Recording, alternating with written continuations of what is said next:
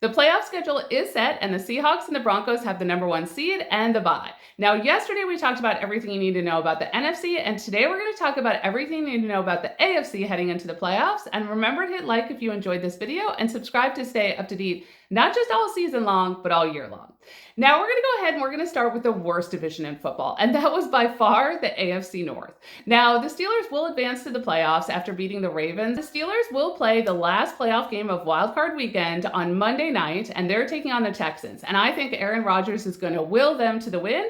And bonus, Mike Tomlin gets to keep his job, which is more than some of the other coaches can say, with Kevin Stefanski out for the Browns and John Harbaugh out for the Ravens, and the Giants have agreed to interview both of them. But I just want to be clear about Kevin Stefanski. He was just an okay coach for the Browns. He had some questionable on-the-field calls, he bumbled 6 quarterbacks that he had on his roster, and he absolutely wasted his defensive talent. They need to get a coach in there that is offensive-minded, that can either develop a rookie that they drafted this year, aka Shedeur Sanders, or whoever they're going to get in the draft upcoming. And bye, John Harbaugh. But he won't be sitting long, as I assume he'll get a head coaching job here pretty soon. Now, the AFC South was a surprise after it looked like the Colts were easily going to make the playoffs. Daniel Jones was even playing with a broken fibula. But he had a torn ACL that took him out, and with it went the Colts' hopes, even though they tried to do a Hail Mary with the Phillip Rivers signing. But they still managed to get 2 teams from the South into the playoffs, and that's going to be the Jaguars as division leader and also the Texans.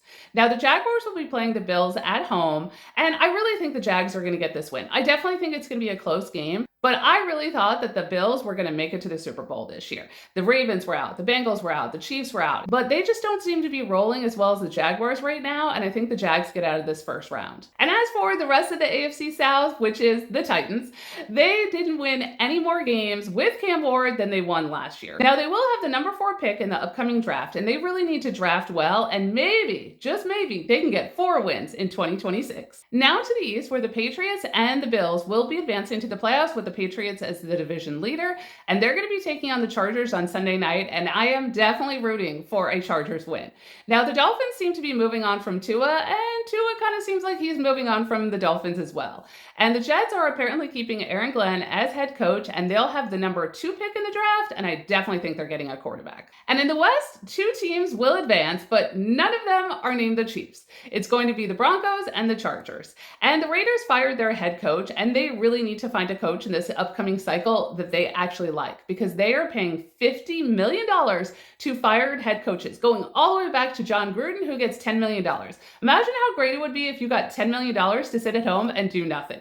Well, the Broncos get to rest this week, and they get to watch the games too, so let's see how it goes.